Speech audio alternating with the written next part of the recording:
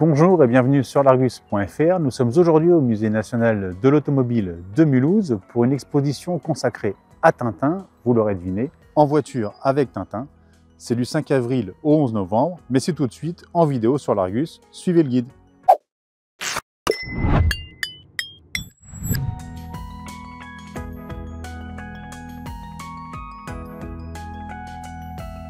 On commence cette exposition Tintin au Musée national de l'automobile de Mulhouse avec certainement l'une des françaises les plus populaires, la 2 chevaux qu'on ne présente plus et qui a souvent été l'allié de personnages parmi les plus populaires après Tintin et le Capitaine Haddock. J'ai bien sûr nommé les officiers de police Dupontet et Dupondé. Alors il faut savoir que Hergé, grand passionné d'automobile, a toujours fait l'effort de proposer des voitures qui correspondaient à ces personnages, donc les Dupontet, Dupondé, deux petits officiers de police, certainement au salaire modeste. Et bien en quoi ils roulent?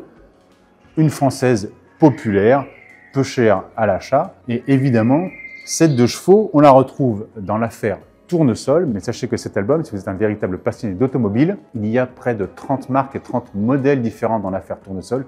C'est un record pour une aventure de Tintin. Donc on commence avec la 2 chevaux, mais vous allez voir qu'il y a bien d'autres modèles dans cette exposition.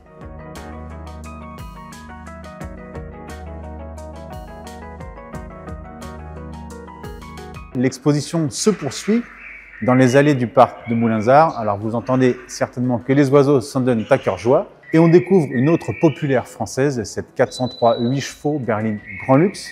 Si vous êtes un habitué des aventures de Tintin, rappelez-vous que cette berline est apparue dans les aventures Les Bijoux de la Castafiore. Elle servait de taxi à la fameuse Castafiore qui quittait Moulinsart pour le plus grand plaisir du Capitaine Haddock. Alors dans la BD, le taxi était équipé d'une galerie et dans cette galerie, il y avait toutes les affaires de la Castafiore, sauf les bijoux évidemment que Nestor lui rapportait juste avant son départ. Avec la 2 chevaux et la Peugeot 403, on était dans les modèles populaires.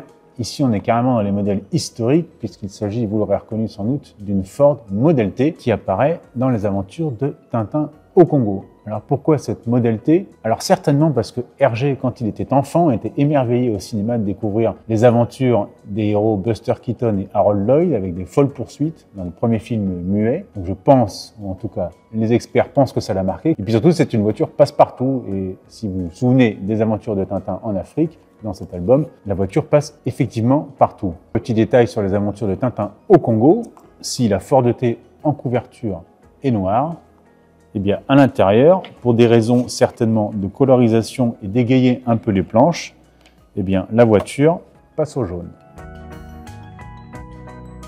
On enchaîne avec un autre modèle ô combien iconique, celui-ci, une Bugatti Type 35 qui apparaît dans Tintin en Amérique. Alors je vous le rappelle, on est ici au Musée national de l'automobile, la collection Schtroumpf, qui est la plus grande collection Bugatti au monde. Donc évidemment, il fallait le Bugatti dans cette exposition temporaire consacrée à Tintin. Ici, elle est bleue, dans les aventures de Tintin, elle est rouge. Mais vous verrez plus tard dans la vidéo pourquoi elle est restée en bleu. Et franchement, c'est pas plus mal car le bleu lui va si bien à cette Bugatti.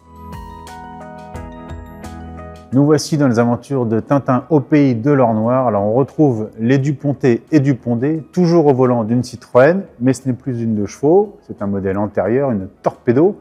Rapidement, ils doivent abandonner leur monture suite à un problème mécanique qui leur fera rencontrer les fameuses dépanneuses de Simoun. Et pour le reste, l'aventure se poursuit au Moyen-Orient, au volant de la fameuse Jeep Willys. Retour avec l'affaire Tournesol, l'aventure de Tintin pour les passionnés d'automobile. On l'a dit, plus de 30 marques et 30 modèles différents dans cette bande dessinée. Notamment cette Citroën traction avant, une 15 chevaux, qui a son rôle dans cette aventure particulière, puisque c'est au volant de cette française que les bandits font une queue de poisson au taxi dans lequel on retrouve le Capitaine Haddock et Tintin. Et le résultat de cette queue de poisson, c'est qu'ils se retrouvent dans le lac Léman. Et justement, le taxi dans lequel nos 2 héros avaient pris place, eh bien, il est juste en face. Nous voici donc avec le fameux taxi Genevois. Alors évidemment, on vous l'a dit, ce sont des voitures issues de la collection du musée Schtroumpf, donc il n'est pas aux couleurs exactes comme dans la bande dessinée, mais il s'agit bien d'une Simca à ronde, donc un modèle français très populaire, produit à plus d'1 million d'exemplaires. Puis pour la petite histoire, sachez que à ronde, en vieux français, signifie hirondelle, et cette Simca avait la réputation d'avoir un appétit d'oiseau. Nous voici désormais dans Coq en stock, une autre aventure du célèbre Tintin avec cette Panhard Dyna Z qu'il utilise furtivement comme taxi dans cette bande dessinée. Alors pourquoi ce modèle? Déjà parce que ce modèle, à beau être français, il était assemblé en Belgique. Et puis surtout, on pense que Hergé, en utilisant cette Panhard en taxi pour son Tintin, a voulu faire un clin d'œil à la société G7, la célèbre société de taxi parisienne qui, à l'époque, dans les années 56-57, utilisait sur Paris une flotte de 1700 Panhard Dyna Z comme taxi. Comme ça, la boucle était bouclée. On l'a dit, Hergé s'inspirait beaucoup de la réalité. Il tenait à ce que ses aventures soient le plus réalistes possible. Véritablement dans le passé, cette fois-ci, avec Tintin au pays des Soviets, la première aventure du petit journaliste. Elle est même encore en noir et blanc d'ailleurs. Et on se retrouve ici au volant d'une Amilcar. Alors, c'est une marque qu'affectionnait particulièrement Hergé, puisque dans sa jeunesse, il était notamment fasciné par les dessins et les photos de compétition automobile. Et d'ailleurs, dans cette aventure, où Tintin expérimente à peu près tous les moyens de transport, train, voiture, sidecar, avion, on remarque la finesse et surtout le dynamisme du dessin, qui perd un peu en réalisme par rapport aux aventures qui arriveront après. Mais on a vraiment cette impression de dynamisme et de puissance dans cette aventure historique à plus d'un titre. Petit détour par le Royaume-Uni pour Tintin et l'île Noire. Alors dans cette bande dessinée, si vous vous en rappelez, les méchants roulent en Jaguar et Tintin, pour les poursuivre, est obligé de prendre une Triumph Herald, ou plutôt, il ne prend pas vraiment la Triumph. En fait, la Triumph, elle est déjà occupée par un couple qui lui propose gentiment de s'installer dans la caravane. Et je ne vais pas spoiler la suite, mais ça se passe plutôt mal pour notre jeune reporter.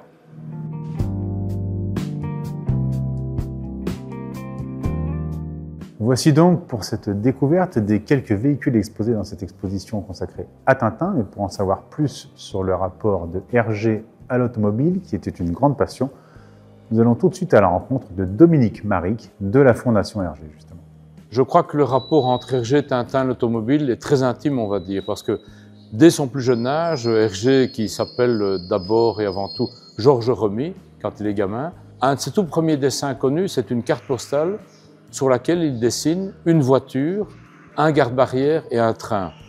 C'est déjà évidemment un signe peut-être que les voitures l'intéressaient, parce qu'Hergé est né en 1907 et qu'il quelque part, il est né avec le XXe siècle et c'est ces progrès fulgurants de l'automobile, lui qui habite en milieu urbain à Bruxelles, qu'il va découvrir dans les rues de sa commune comme de celles des environs. Par la suite, à peine sorti de l'adolescence, il va travailler dans un journal qui s'appelle le XXe siècle et là, il va découvrir les archives, évidemment, les documents qui sont à sa disposition et lorsqu'il crée le personnage de Tintin en 1929, il a déjà à sa disposition pas mal de documents. Et la meilleure preuve que tout ça est très lié, c'est que Tintin, tel qu'on le connaît, avec sa fameuse houppette, sa mèche qui est levée sur son crâne, se trouve en fait dans l'album Tintin au pays des Soviets, le premier album, où lors d'un démarrage en trombe au volant d'une Mercedes décapotable, cette mèche va se relever et cette coiffure ne le quittera plus jamais. Donc on peut dire que quelque part, la création même du personnage de Tintin doit quelque chose à l'automobile. Comme Tintin est un personnage d'action, forcément, la voiture participe à l'action et donne à chacune des cases dessinées par Hergé un côté extrêmement rythmé, trépidant, qui va donner beaucoup de dynamisme à ces bandes dessinées. Nous restons avec Dominique qui va nous expliquer les coulisses de la création des aventures de Tintin avec cette partie de l'exposition qui explique comment fonctionnait le studio Hergé. Ici, on est dans l'endroit idéal. C'est une reconstitution assez simple, mais quand même assez évocatrice des studios Hergé. Donc Hergé crée en 1950 les studios Hergé. Bien sûr, il avait déjà eu des collaborateurs occasionnels avant les années 50, mais là, c'est l'organisme officiel qui se crée. Et il va s'entourer évidemment de toute une série de gens qui sont comme lui des très bons dessinateurs, mais qui sont aussi des passionnés d'automobile et de dessins précis, rigoureux. Et donc voilà, il va retrouver autour de lui un certain Bob de Moor qu'on voit ici, c'est le premier qu'il a engagé et qui dessinera notamment la fameuse fusée lunaire, mais également la Jeep d'Objectif Lune notamment. Tout ça paraît un peu sérieux, un peu rigide, mais c'était tout à fait détendu comme ambiance et chacun a donc son rôle. Les coloristes font le leur et puis les dessinateurs autant Hergé continue à dessiner les personnages, créer les scénarios, les histoires, etc., autant ses collaborateurs vont l'aider à dessiner les paysages, les engins, les machines de toutes sortes et bien sûr les automobiles. Alors Dominique, paradoxalement, il y a beaucoup de voitures dans les aventures de Tintin. Il y a très peu de voitures qui ont eu l'honneur de faire la couverture d'une aventure de Tintin. Oui, il est vrai que c'est peut-être étonnant, mais forcément, il fallait peut-être parfois évoquer d'autres moyens de transport. Il y a le sous-marin requin, il y a le vaisseau de la licorne, il y a parfois même un canon à moteur, enfin, il y a d'autres moyens de transport. Mais il est vrai qu'il y a 3 couvertures qui ont eu l'honneur de figurer sur l'illustration d'ouverture de l'album. C'est la fameuse Jeep Willys qu'on retrouve sur la couverture de Tintin au Pays de l'Or Noir, qui est notamment là et qu'on retrouve ici. Également qui se trouvera sur la couverture, mais dans une autre couleur en bleu, d'Objectif Lune. Et alors, bien sûr, il y a la fameuse Forte que l'on trouve ici pour Tintin au Congo. Alors, ce n'est pas un hasard parce que finalement, aussi bien la Jeep Willys que la Forte sont des véhicules qui sont associés à l'aventure, à la découverte, parce que même cet ancestral Forte était présenté par celui qui vend la voiture à Tintin comme un excellent modèle transsaharien. Quant à la Jeep, c'est l'exemple parfait, le baroudeur, l'homme d'action, quelque chose qui peut aller partout, c'est un 4x4, c'est un utilitaire, et puis c'est lié évidemment à son passé militaire aussi, et tout ce qui concerne la gloire d'une certaine manière. Il faut savoir qu'après-guerre, Hergé a pu acheter une maison de campagne avec un parc, et tous les week-ends, beaucoup de gens venaient, parce que c'était la grande mode des rallyes automobiles, avec des petits parcours et des petits trucs à trouver. Et donc les gens se retrouvaient dans son parc et ça l'énervait. Donc résultat, dans une des bandes dessinées, il a reproduit ça à l'identique avec une case où on voit tout un tas de voitures au pied de son parc. Et parmi ces voitures, il y a la sienne, une de ses voitures personnelles, une Porsche 356. Autre exemple où la vie personnelle d'Hergé se retrouve dans les aventures de Tintin. Cette fois-ci, c'est Tintin au Pays de l'Or Noir, avec cette Lancia qui apparaît furtivement dans les aventures du petit reporter. Eh bien, il faut savoir que cette Lancia était la première voiture personnelle que Hergé a pu s'offrir. On poursuit cette visite de l'exposition Tintin au Musée national de l'automobile en échangeant quelques mots avec Guillaume Gasser, qui est justement responsable de ce musée. Tintin et l'automobile, pour nous, c'était une évidence, puisque dans les albums d'Hergé, on retrouve jusqu'à 70 voitures qu'on arrive à identifier assez facilement. Et à partir de là, nous, on avait 30 déjà au musée. En fait, la collection Schlumpf expose 420 voitures. On a encore 200 voitures en réserve. On est la plus grande collection de Bugatti au monde, avec plus de 120 modèles. Et c'est vrai que quand on a regardé dans les voitures de Tintin, il y a une grosse partie de voitures européennes. Et nous, on est spécialisé dans ces voitures. Et effectivement, on s'est rendu compte très vite qu'on avait une trentaine de voitures qu'on retrouve dans les albums. Parmi toutes les voitures présentées dans cette exposition, il y a évidemment une Bugatti, une Type 35, qui est bleue, alors qu'elle est rouge dans l'album.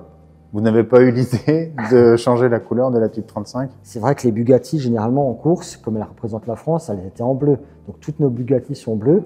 Après, c'est vrai qu'on a la tentation de se dire, on met un film pour reproduire la couleur. Après, ce qu'il faut savoir, c'est que c'est des objets qui sont classés Musée de France, sur lesquels les interventions sont quand même contrôlées. Donc on aurait pu imaginer un covering, mais comme les carrosseries sont encore d'origine, le fait de poser un covering, s'il y a quelques écailles ou des choses comme ça, quand on l'enlève, on risque d'abîmer la voiture. Donc nous, le parti pris qu'on a eu, c'est de mettre la voiture dans sa couleur normale, on va dire, et de la mettre quand même en rapport avec l'histoire. Et c'est vrai qu'il y a d'autres voitures qui ont la même couleur que celles qu'on trouve dans les aventures de Tintin. Par exemple, la Ford T, elle est de la même couleur que dans Tintin au Congo.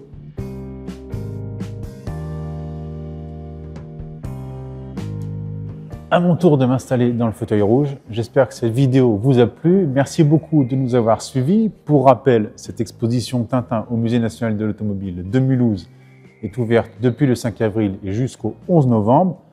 Vous trouverez toutes les infos, tarifs, horaires en bas de l'écran et sur l'article en lien dans la description. Et puis je ne sais pas pour vous, mais pour ma part, replonger dans l'univers de Tintin, eh bien, ça m'a rappelé ma jeunesse. Donc je vais rester un peu dans le Grand Est, profiter du fauteuil et du musée. Et puis je pense que j'ai de saines lectures qui m'attendent pour les heures à venir. Merci de nous avoir suivis et à bientôt sur l'Argus.fr et sur tous nos réseaux sociaux.